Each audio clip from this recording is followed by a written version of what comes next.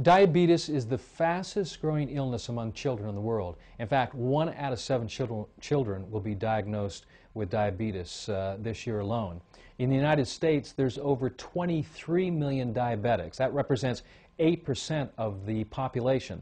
This is truly an epidemic worldwide. It's an epidemic here in the United States. The question is why. I believe it has everything to do with what one is eating, with what one is drinking. Also, even the emotional states of folks can contribute to this one condition, which I believe is caused by an overacidification of the blood and tissues due to an inverted way of living, eating, and thinking. These two types of diabetes, type 1, which is insulin dependent, type 2, which is non-insulin dependent, that deal with the levels of blood sugar, whether they be high or whether they be low, is 100% reversible.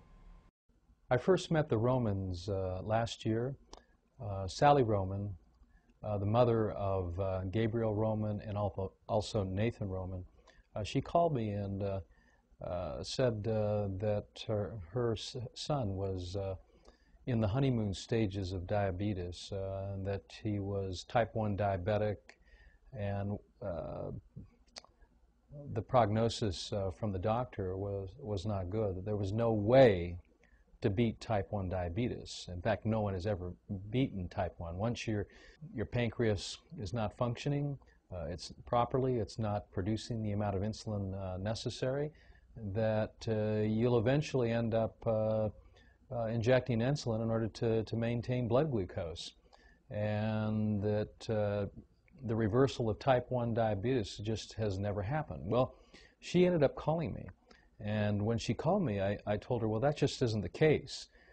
Type 1 diabetes is reversible, and being probably one of the only doctors in the world that has had success with type 1 diabetes, our success rate has been incredible. In fact, those who actually followed my instructions, my lifestyle and eating plan and nutritional program would not only reverse type 1 diabetes, but their energies and all would improve all the symptoms associated with those initial stages of type 1 diabetes, which is fatigue and tiredness and lightheadedness and dizziness, were all associated with symptoms of congestion of the root system or the small bowel of the body. And as I told Sally, I said, Sally, you know, most doctors perceive that type 1 diabetes focal point is with the pancreas and with the high glucose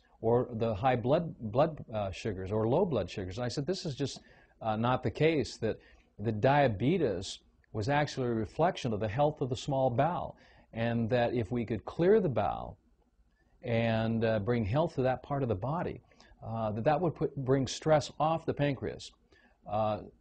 Most folks don't realize that the pancreas, one of its main purposes is not just to provide insulin, but also to provide sodium bicarbonate to help alkalize the food as it comes out of the stomach. So if we could then develop an eating plan that Nathan could embrace, that he had a good chance of reversing this. When I saw Gabriel, you know, he had the typical outward appearances of a type 1 diabetic: underweight, he was tired, he was fatigued, and he just wanted his life back. He wanted more energy. He wanted to feel like other kids. He wanted to be able to go out and play with energy and vigor, and he just didn't have that. And he wanted to do whatever it took to reverse this condition. And I saw that not only in his eyes, but I also felt it in the words that he spoke to as well. And so I knew that he was going to be a great candidate.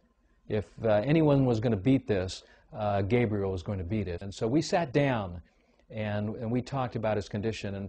And one of the things I like to ask anyone, and particularly children, what do you eat? And particularly, what did you eat for breakfast? And he started telling me all the acidic foods that he enjoyed, you know, from cereals to dairy products and onward. We talked about this, and I said to him, Gabriel, one of the things that's going to be the most challenging for you to help beat this condition of what I believed was overacidity. They were looking from the perspective of high blood sugars, is to eliminate all of the acidic, the acid contributors in your lifestyle and diet. And one of those, of course, is what you eat and what you drink. So no more soda pops, no more fruit juices for breakfast, no more milk drinks or dairy products, and especially no more animal proteins. No chicken, no beef, no pork, no fish.